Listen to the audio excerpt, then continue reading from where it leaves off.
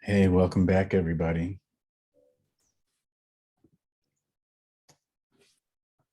So, Doug Pagitt, I discovered Doug Pagitt after he discovered me when my book came out in 2017 and invited me to be a part of his podcast.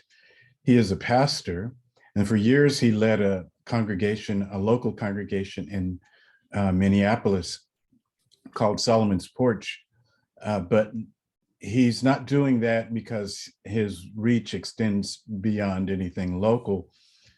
He is a co-founder and the director of something called Vote Common Good, and it encourages people to use their power to register and vote around the country.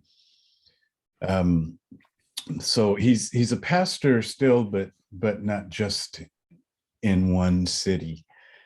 And I'm really glad that we were able to get him in the midst of his very full schedule. He's a father, a grandfather, and he is our friend, my friend. So everybody, would you just go ahead and welcome Doug Pagitt? That's awesome. Hey, thanks, y'all. Really great to be here with you.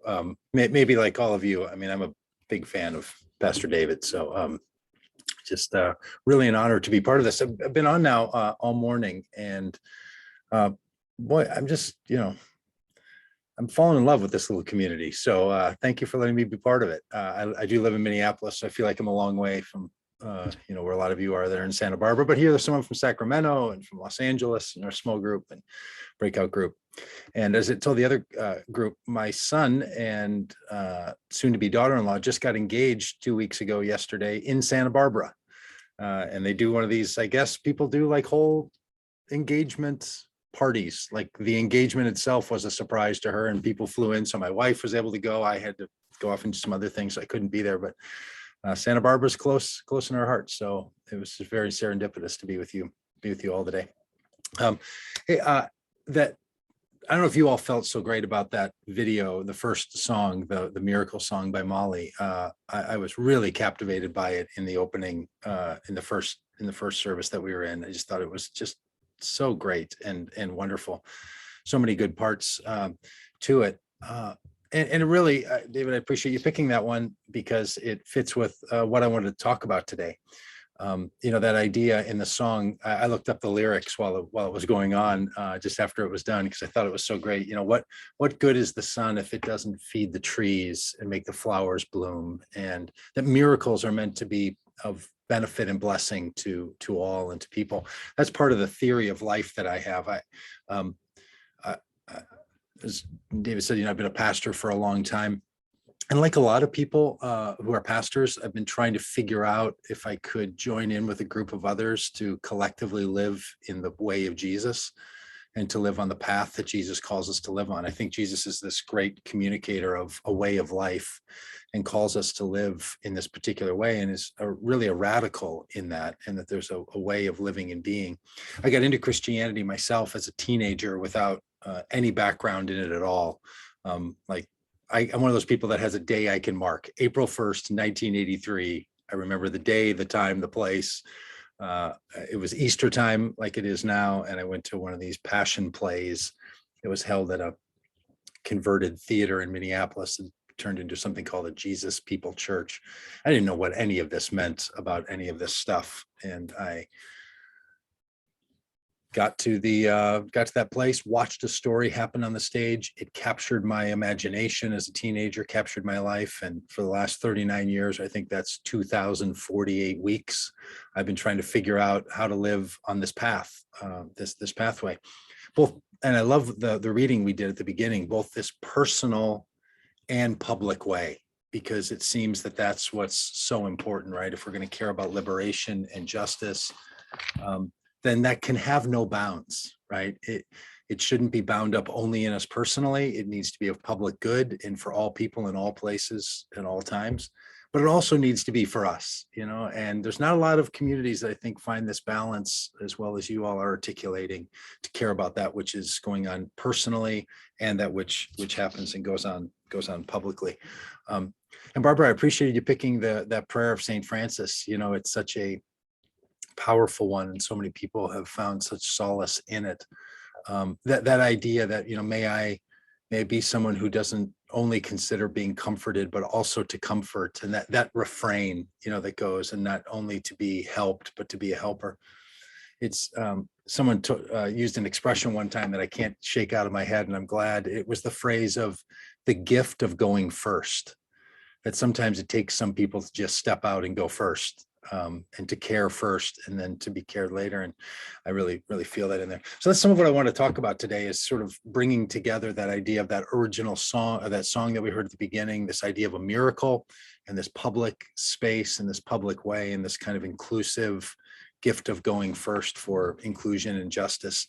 At least that's what models my life. And I've really been enraptured by the teachings and the story of Jesus, so much so that I wrote a book called Outdoing Jesus. And it's meant to be a provocative title, because I don't know if you've ever had to sell a book. I've written a bunch of them, can't get many of them to sell very well. So just keep trying some interesting titles. But one of the ways is trying to get people to sort of get a hook into a title. And I like the title Outdoing Jesus, because the book is based on this particular statement of Jesus' teaching, which I actually think isn't just one-off teaching of Jesus. I think it's really the sort of summary, kind of the thesis statement. Jesus was really good at quippy little short phrases. A lot of us on social media have to find a way to sort of condense our things we want to say into small bites. Jesus was great at that, like love your neighbor and bless your enemy and do good to those who persecute you and turn the other cheek. Like, he was just great at those little quippy ones, because there's something succinct that you can find in that. And one of those phrases that Jesus says comes from the Gospel of John, and it's Jesus saying, "Those who believe in me will do the works I'm doing, and they'll do even greater works than these." I think it was, honestly, it may have been in the first few weeks that I was in the Christian story, reading a Bible all by myself with no background, didn't know Christmas and Easter were related to each other, had never been to church, had zero background in any of this stuff, didn't know there were 4 gospels, like just nothing at all. And some people that I was around, some people that were slightly older than me, became these mentors, said I should read the book of John. And I did. And it kind of captured me. And I remember running across that phrase, "Those who believe in me will do the works I'm doing and do even greater works than these." And that idea that Jesus's imagination for humanity is that Jesus is not some ultimate finishing line, that Jesus isn't the miraculous exception to all things, but rather Jesus is the starting line of what humanity can do, the works that he does, which I'll talk about in a minute, actually are the 7 miracles that are recorded in the Gospel of John. Those are the works. So Gospel of John lists these 7 miracles, and then Jesus says, "These things I've done, those who believe in me, they'll do these things and do even greater works than these." So the works he's referring to are these 7 miraculous signs in John. So the idea that Jesus is not a miraculous exception to humanity, but this magnificent rule of how humanity ought to live, that the way of humanity has a pathway that we can follow, is what Jesus's teachings are. And I've just been, captivated by that, but not only for my own sort of like, hey, we all need to find a rule of life and a way to live. And we all know, life can just be overwhelmingly difficult. So you want to always find a handhold or, a way to travel, but also because it just feels like humanity can live better than it does at times. Like, there's sometimes it really goes great. And there's other times it's just incredibly wrong-headed, harmful, and destructive how we live as humanity. And so finding a way for us collectively to live and to become more human, I think that's really the enterprise that Jesus is teaching us. I think Jesus is really committed to people living out their full humanity. And there's a lot of theological terms for all this stuff. Jesus he was sort of pre-theological terms on this, and was in a teaching pattern, a teaching way. So the Gospel of John has Jesus saying this thing, "Those who believe in me will do the works I'm doing greater works than these." Now, that's only in the Gospel of John. As I mentioned, I learned that there were 4 gospels, and I didn't know that getting into all this. And I certainly didn't know that 3 of the 4 were different, or one of the four was different than the others. It's sort of Sesame Street like, or one of these gospels is not like the others. That Matthew, Mark, and Luke are actually referred to, and if you're in the in the inner lingo about all this, as the synoptic gospels, meaning they're synonymous with each other. They sound and look very consistent to each other, and some differences, but they're pretty much the same. And then there's the Gospel of John, the one that's different, the outlier, the one that's a little bit offbeat, saying something different. In the last session, one of the people in the comments said she was really intrigued by this idea that one of the Gospels isn't like the majority. And she said, I just like the one that's not like the others. And, I do too. I like the outlier, the one that's a little different. So the Gospel of John is like that, totally structured differently. In fact, the 7 miraculous signs that are in the Gospel of John, they're not in the other Gospels. There might be some that sound like ones in the other Gospels, but they're really different. In fact, it includes 7 unique to the Gospel of John. And the fact that there's 7 matters. The Gospel of John numbers them, 1, 2, and 3, and then sort of loses the track of the count, but names number 1, number 2, and number 3. And I think what's going on is the Gospel of John is written as a creation narrative. It's actually this sort of play on the book of Genesis. You might know that the book of Genesis opens with a poem. The first chapter is this poetic telling of how did the nation of Israel become the nation of Israel, from Adam, the son of God, and Eve, the daughter of God, who have their sons Cain and Abel, and from Cain and Abel. And then the story goes that ultimately tells the story about how the nation of Israel came about. Well, what the Gospel of John does is follows that very similar pattern. In fact, just as the book of Genesis starts with a poem, the Gospel of John starts with a poem. Or at the beginning of Genesis, it says, I have this sort of very deep voice reading in my head of the book, the opening of the book of Genesis. In the beginning, God created the heavens and the earth. I just sort of hear that. I don't even know why that voice is in my head. Some English voiced, deep throated reading of it. Well, in the Gospel of John, it also starts with the creation narrative. But instead of saying in the beginning, God created the heavens and the earth, and then in Genesis goes on and lists 7 days of creation. In John, it says, in the beginning was the Word, and the Word was with God, and the Word was God, and the Word was with God in the beginning, and all that was created. So it starts with its own creation narrative. And then the Gospel of John, rather than listing out 7 days of creation, on day 1, God separates the heavens and the earth in Genesis, it starts out with miraculous sign number 1, and then goes through 7 miraculous signs, 7 days of creation of a new way of humanity. So what the Gospel of John is doing, and I really dig this kind of stuff, so sort of bear with me for a minute while I get all excited about this, that it's laying out this creation narrative to say not just how does the nation of Israel come about from Adam and Eve, and then through the patriarchs and through the tribes that you have in the First Testament, or my people call the Old Testament, but my Jewish friends are like, we call it the Bible. But what they're doing here is creating 7 days to mark the 7 miracles to mark the 7 days.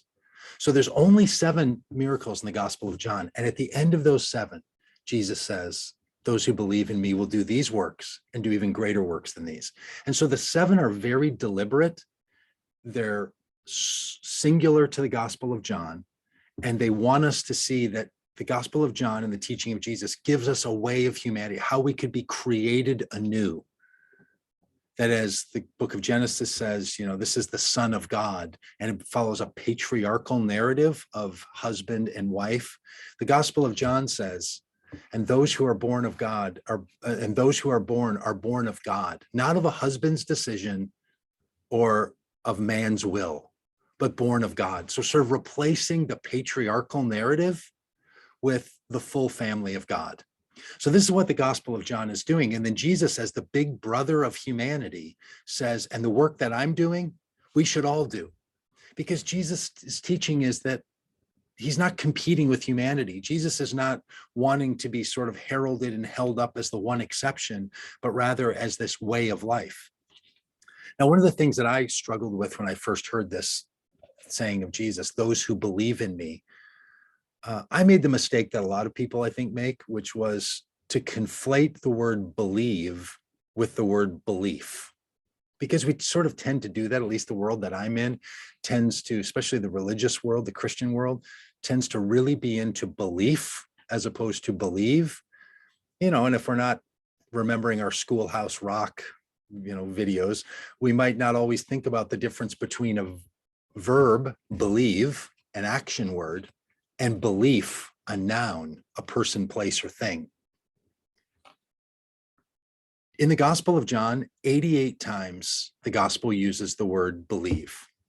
If you wanted it in the Greek, it would be the pistis, okay, as opposed to the word belief, pistos. Just like in English, there's verbs and nouns. It only uses the verb. Never does it use the noun belief.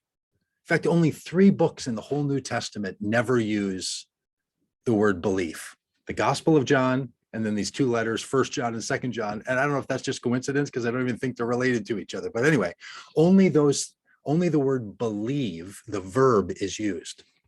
What Jesus is not saying is those who hold the right beliefs, those who think the right way, those who agree with the right dogmas, those who check the acknowledgement box that's given to, adhering to a teaching of faith. Those are the people who will do the works that I'm doing.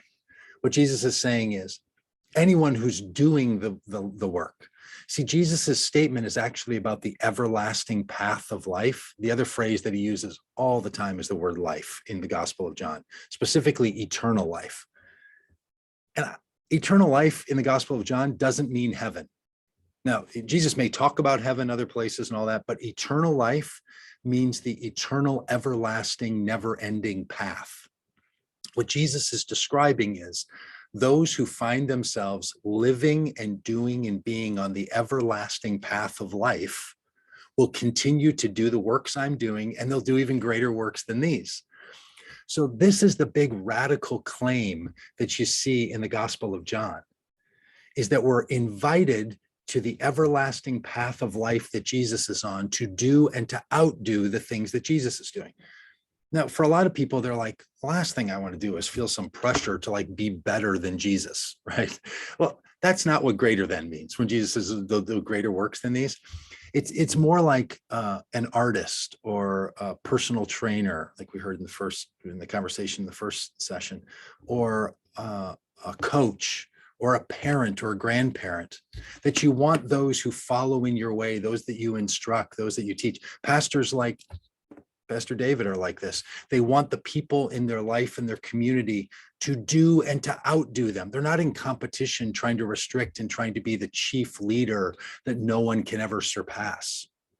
That's not what Jesus is talking about at all. Jesus is like, hey, you're going to do and keep doing all these things. So I wrote a whole book about this, right? This greater than idea. And what I do in it is basically say, look, we can look at humanity over the last thousands of years and see how through technology and science and many of our professions are doing and outdoing the things that Jesus has done. And that's the way it's supposed to be, right? This big path of humanity is to grow and to include and to get better and better. And we find many more ways to do and to outdo this.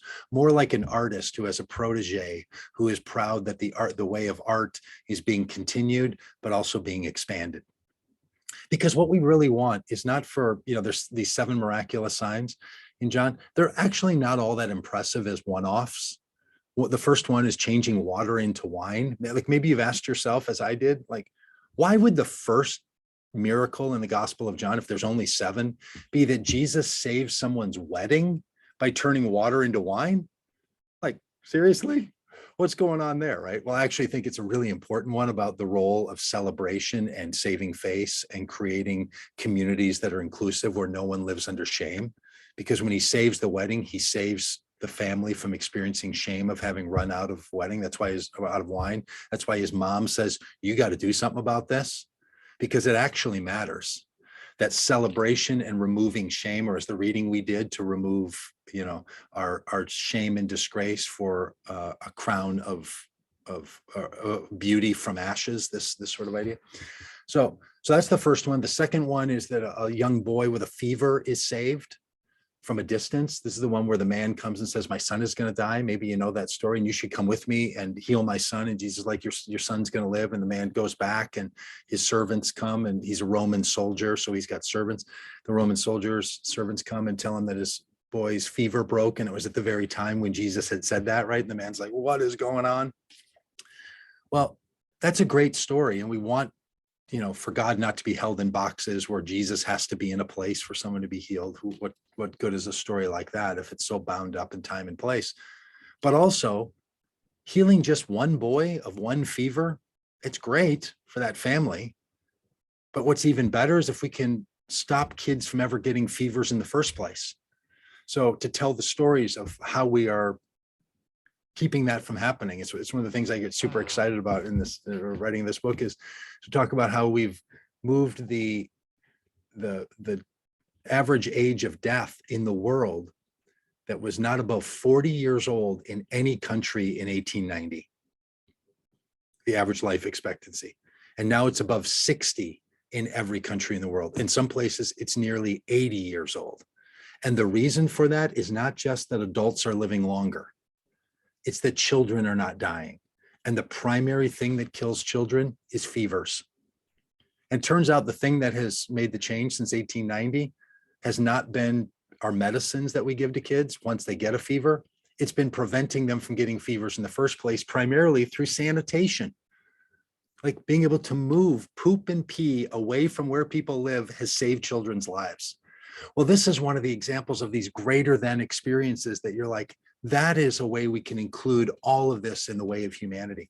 And the reason that seems important to me is that we want everyone to feel they're included in the story of this new humanity without having it be bound up and held only inside of our religious communities. I mean, the one thing we know Jesus was pretty into was saying that outside of the temple, outside of the religious system, you have all kinds of life of God going on, right? Very famously, Jesus says, and it says in the Gospel of John a bunch, never have I seen this kind of faith in all of Israel. He's so into how faithful these people are who are seen as outsiders. And in our world today, we still have that same struggle, tending to think that churches are kind of the primary place, right? Where it's the only place where you're going to get the goodness and the life of God. And so often other things are removed and are excluded. So if you'd bear with me, I'd love to read you a little segment from the book that I wasn't going to read until I heard that song, that miracle song at the beginning. I'm like, God, that is like what I tried to write in this paragraph and a half. And the song is so much, which is always the case, right? The musicians always get their way. And I've gotten particularly into this and was turned on to that video because, it's got a guy playing a guitar. And just 9 weeks ago, I started playing guitar for the first time. I bought a guitar and I know nothing about it at all. And so I practice every day and I'm super into like the musical side of all this. But I wanted to sort of reflect with you on this, this writing that is really my way of trying to say what was in that video, but maybe you'll find it helpful too. And I also want to mention that when I was a child, especially in elementary school, I had a really bad stutter. And when we'd have to read out loud in class, man, when the teacher would go around and just pick a child, a kid to read out loud, my anxiety would go through the roof because I knew that I would stutter. I knew I didn't read well. I didn't have a very strong reading vocabulary.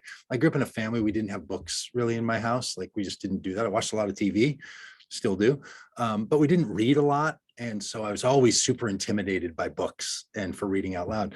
And so as an adult, I've spent a lot of time intentionally reading out loud and trying to read out loud because I want to face down that fear and that limitation, that self-imposed narrative of what one can't do.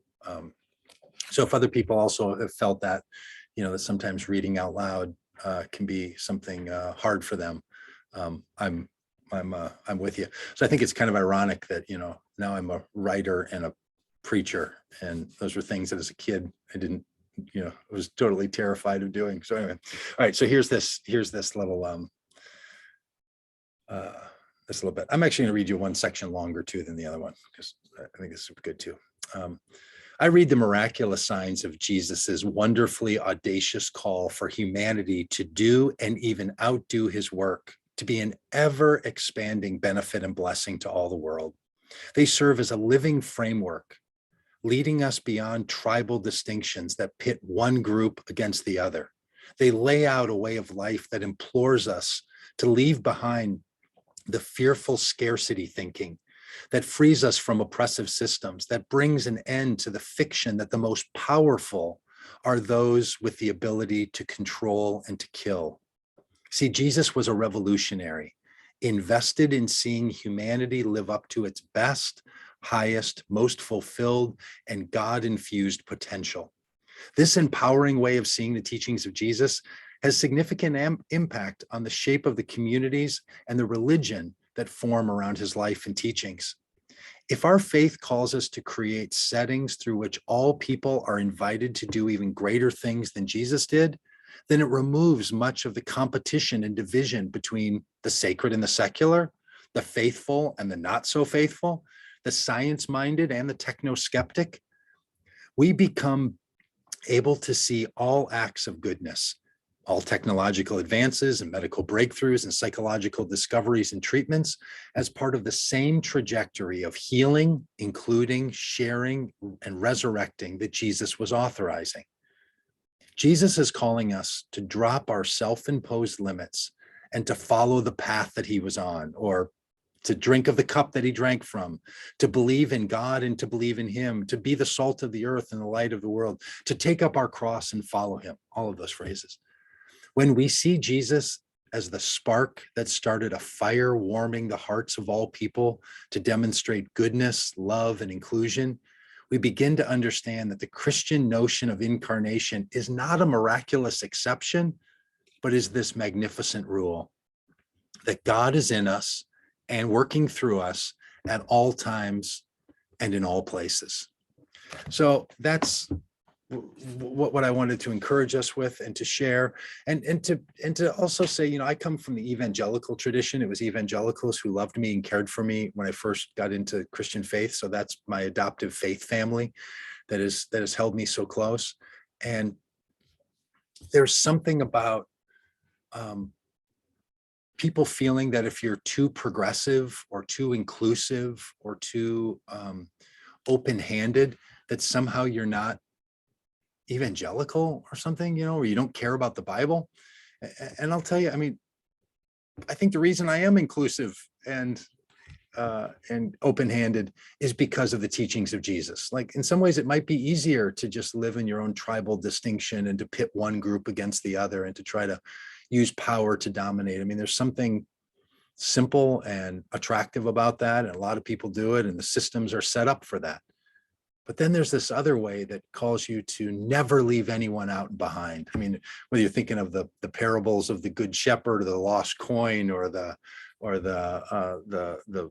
son that went away and the dad that welcomes him back, like this is always the story, right? That more and more people are going to be included. And that's not me trying to be all, you know, woke and, you know, liberation focused because I want to replace the Bible. It's because that's what Jesus's teachings are all about. Like that's the thing. We did that great reading at the beginning about, you know, proclaim the freedom for the captives and the and good news to the poor and to bind up the brokenhearted. That's actually Jesus quoting the book of Isaiah and saying those things that you have seen now happen in our day, and then those callings that were upon Jesus are the callings that are upon us. And you know, I was taught in the evangelical world that I was introduced to Christianity through, to have faith in Jesus, where Jesus was the object of the faith, which was great. And that's really a wonderful beginning point. But then I realized the real call is not to have faith in Jesus, it's to have the faith of Jesus, to be on the same path, to be joining. And that's actually what the New Testament communicates. That's what Paul teaches is, wow, we're called to have the same faith that was alive in Jesus is the same faith that's alive in us. And as God was in Jesus and Jesus is in God, God is in us. That's all the Gospel of John stuff, right? That we're all in this, on this path together. And that's what the Bible teaches. And I think that's what the teachings of Jesus are all about. So I get a little bit funky because I hear people using the Bible and wanting to say like, well, people who say this stuff like Doug is saying, or maybe some of you feel the same way, like, well, it'd be great if that was true, but you know, the Bible says. I'm like, okay, now we're talking. Let's talk about what the Bible says, because it's pretty great. And what it says is some of this other stuff. So be glad to chat about that. Really an honor to be with you. And if you want to talk about it for a bit, I'd be glad to interact.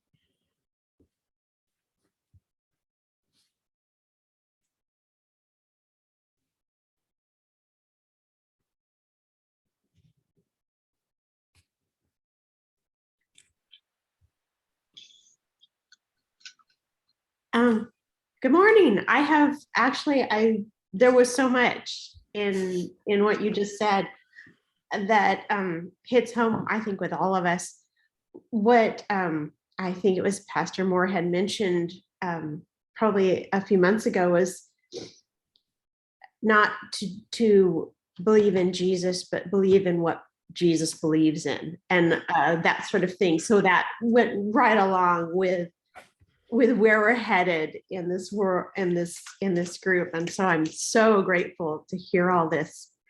I have never heard the cup that he drank from as a positive thing.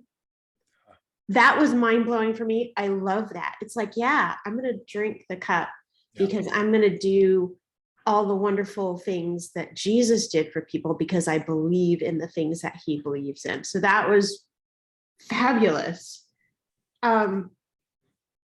Oh, I love the fact that you said Jesus wants us to not just go up to the point where he was, but go beyond. And the perfect example is Peter, when he gets that vision that God says and he brings all the food and all the unclean animals. He says, get up and eat. And I'm like, but it's unclean. Then God said, you know what? If I say it's clean, it's clean. And he goes beyond not just preaching to the Jews, but going out and preaching to the Gentiles.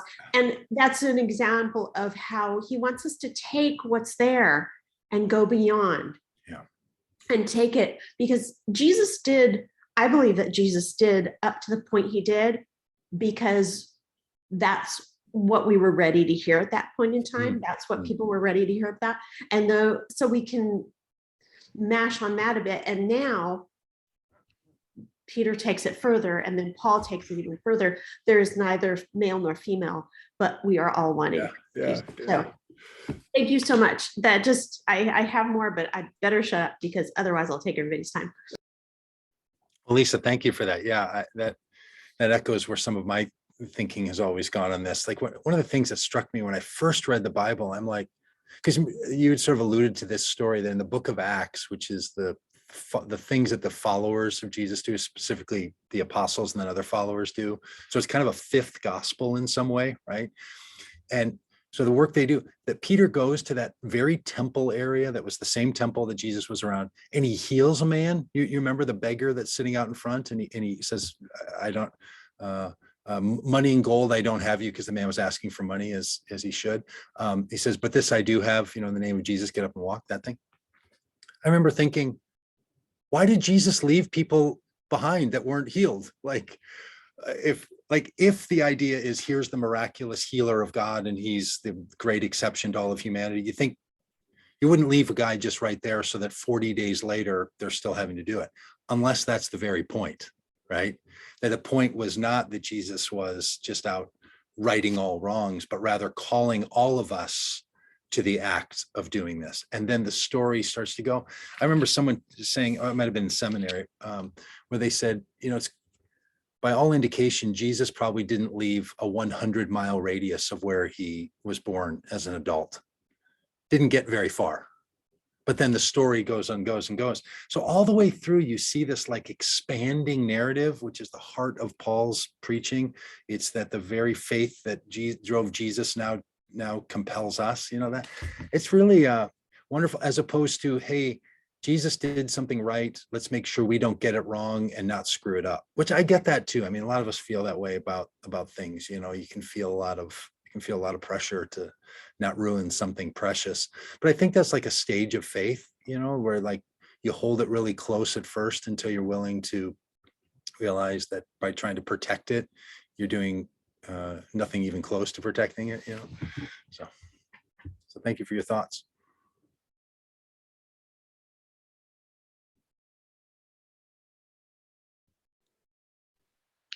Hi, thank you for your message. My name is Rosie. We were in the group. Anyhow, I would like to ask you, because you are then you said from an evangelical background.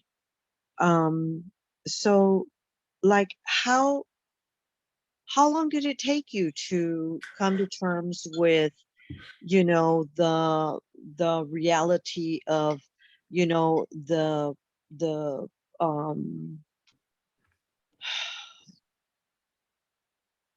for me, evangelical way of um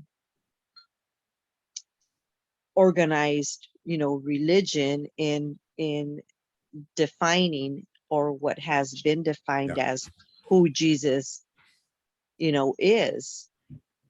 I mean this because, you know, it's so difficult. We had a speaker, I want to say maybe 2, 3 weeks ago. When was Dr. Robert? 2 weeks ago. At any rate, it it's like we're talking, you know, like the colonization.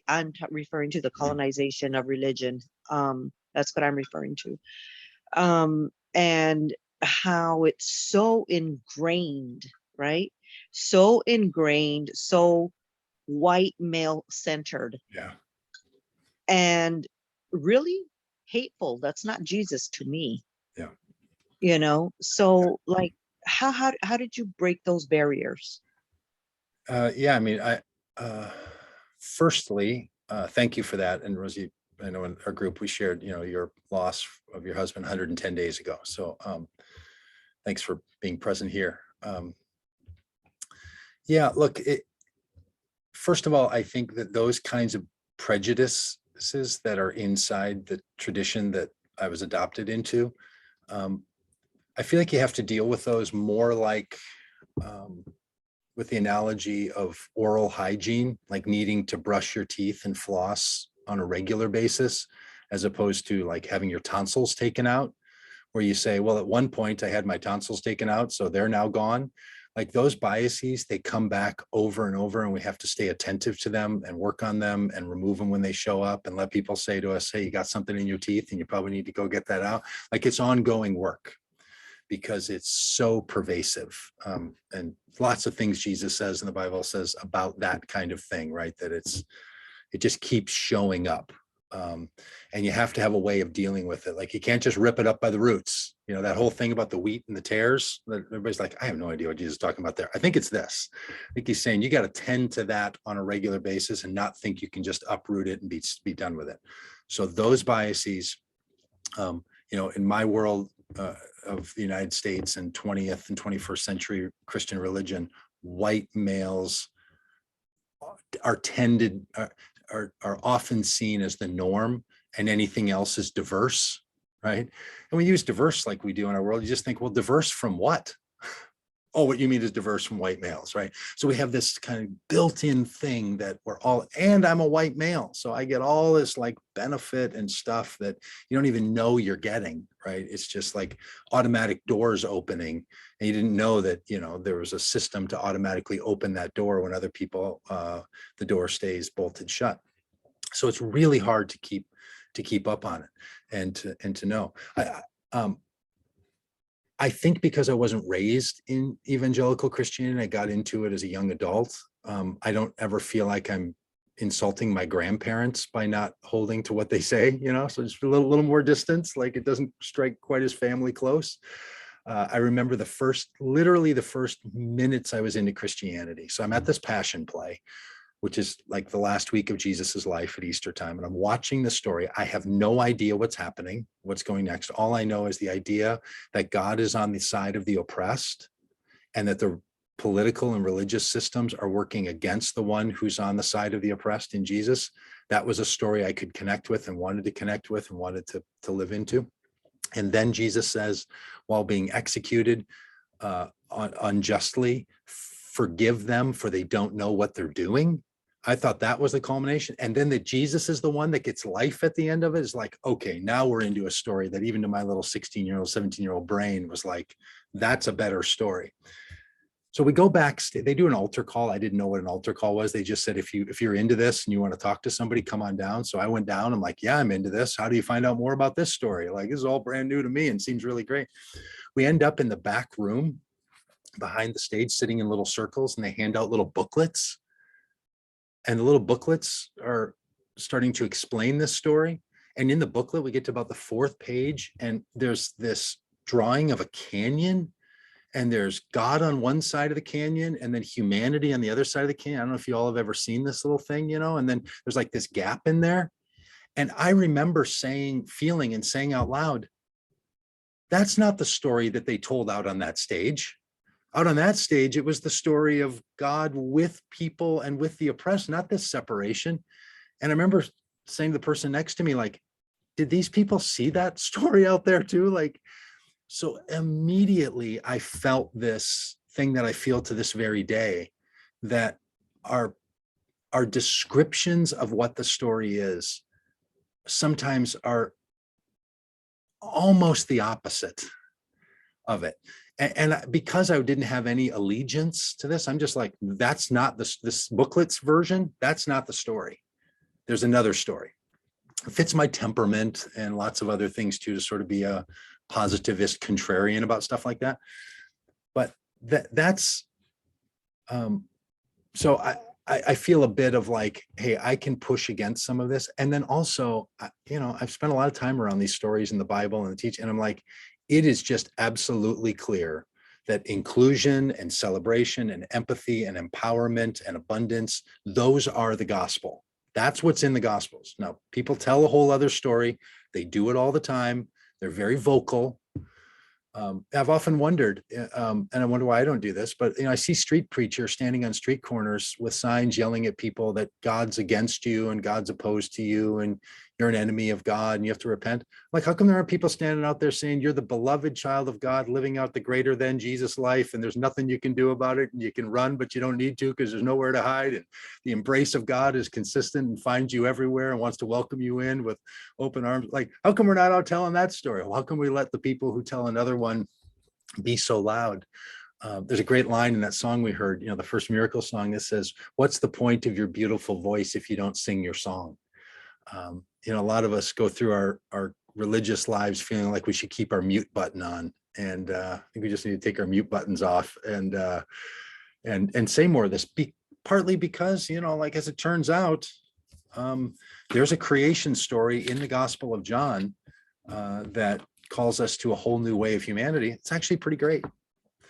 And so, I mean, that's just a lot of rambling, I guess, to your very succinct question, but and it takes a little community of people to do it, and you pay a big price. You know, there's you know, if you were to Google my name, the Doug Pagitt heretic will come up sort of, you know, second thing on the list. So, you know, but you like to say, you know, so they say about Howard Thurman and, you know, maybe Pastor David Moore and Jesus and some others, right? Like, that's just a thing that exists, right? Yeah, people are gonna they're gonna bully you, and or as Jesus says, they're gonna say all kinds of harmful things about you, but blessed are the poor in spirit, right? So, like, okay, that's sort of how it goes. And you know, there's a reason that the Sermon on the Mount begins with the blessed are those who people say all kinds of things falsely against you. So, all right, way off topic there, but that's where my mind goes on these things. And by the way, these truths are better told in whispers and little, like, hey, I got a secret, than yelled anyway, right? Like, it's just better this way. It really is. Somehow it just works better to the human understanding of, say, you know, that thing you've always suspected, well, it's actually true. You know, it's pretty good piece of the story. I saw Scott's hand was up, I think, for a while. Yeah, I love everything you said, Doug, and I'm with you on John's gospel, kind of mixing creation and incarnation, and they're active, dynamic, and going on. And the way Lisa kind of restated it was really beautiful too, and I really appreciate that. And the fact that we're called to grow in humanity was wonderful. Okay, so I have to warn you, I have a nickname I picked up when our kids would watch Winnie the Pooh and read it. It's called Eeyore. I'm Eeyore. And you know, here's my issue. If I think you encapsulate really well when you go, not so much the faith in Jesus, but the faith of Jesus. And but we look at the world, and where's humanity going? Well, even more interracial hate. But more than that, we've evolved in one sense that we have so much power over our destiny. We could literally destroy the world in about an hour if we want to. And we're slowly killing it, our environment and stuff. So I'm wondering I don't know if it's an unfair question to you and anybody could answer it, but it almost becomes times you feel like, well, in one sense, Christianity, as you've described it, which is beautiful, is extremely relevant. But you look at where we're going, it's almost like it's unheard. It's undone. There's no progress along the ways we're supposed to. I don't know if you want to comment. I'm just rambling too, but my angst, I guess, being Eeyore. Now, look, we have our 2.5-year-old grandson living with us here. His mom just had surgery and he's got some health issues. So I watch a lot of Winnie the Pooh these days, and still Eeyore is one of my favorite characters on there. So that's just nothing but a benefit on this end, especially the way they voice him. But I think you're bringing up the right question. And I would just suggest this: things are better. So can I read a little section out of the book about that? Because I think it says it better than if I start rattling on. This is actually the sentence just after the part I read earlier where it ended with, God is in us and through us at all times and all places. It reads, we live in a spectacular world at an incredible time. By all measures, things have never been better for people than they are right now. I know that all is not right with the world. I know we're not even close to the goodness that is necessary and possible. There remain countless ways that people are held back by exclusion, violence, greed, sexism, exploitation, and the racism that's rooted in white supremacy. It is true that we continue to damage the planet in ways from which it may not recover. And we limit our imaginations in how we organize our governments and economies, preventing far too many people from having long, healthy, fulfilled lives.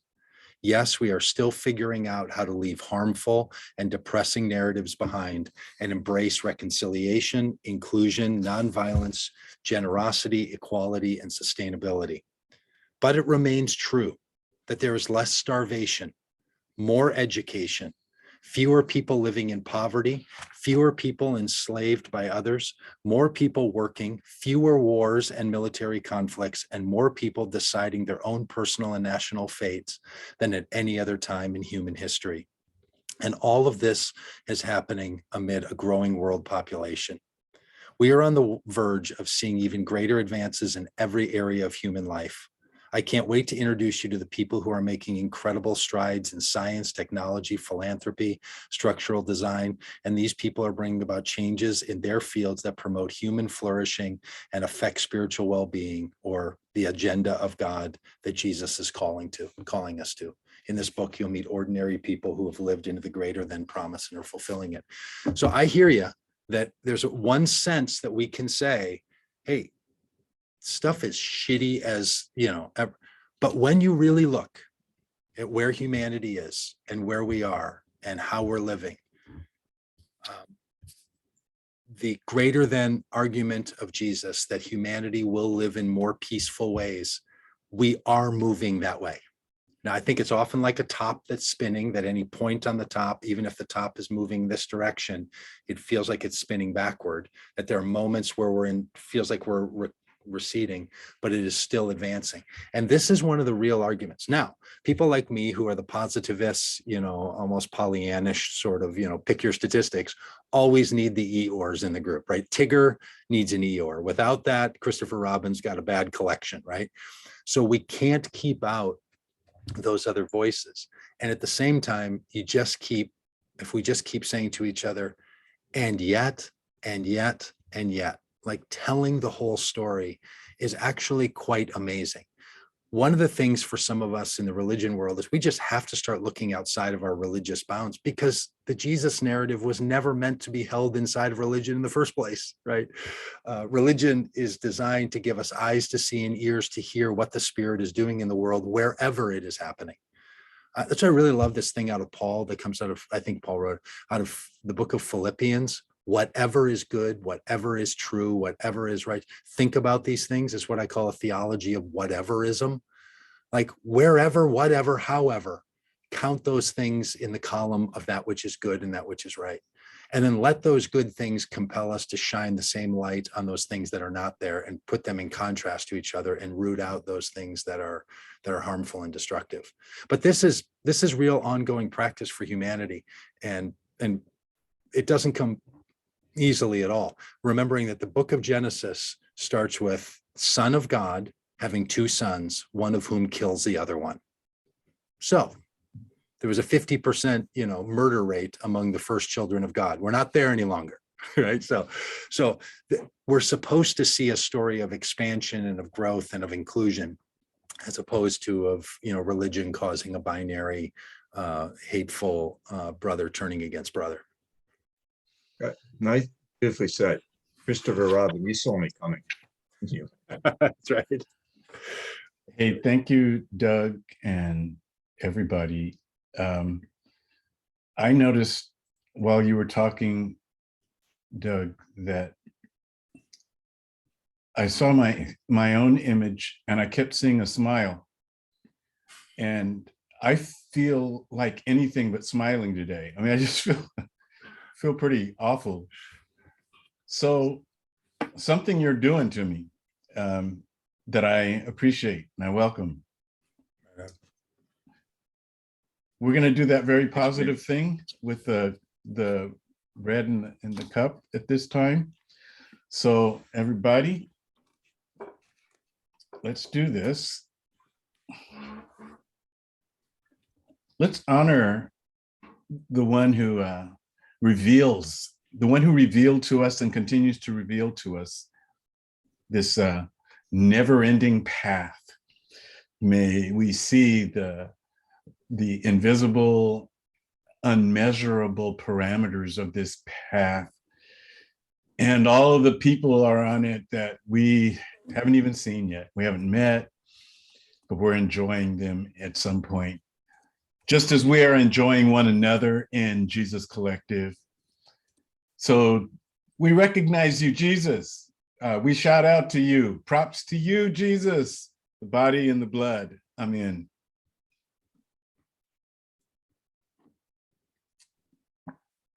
And in this, we are one. It affirms our unity in our diversity. Well, I love you, everybody. And what a special occasion. It's not even Easter. Yeah.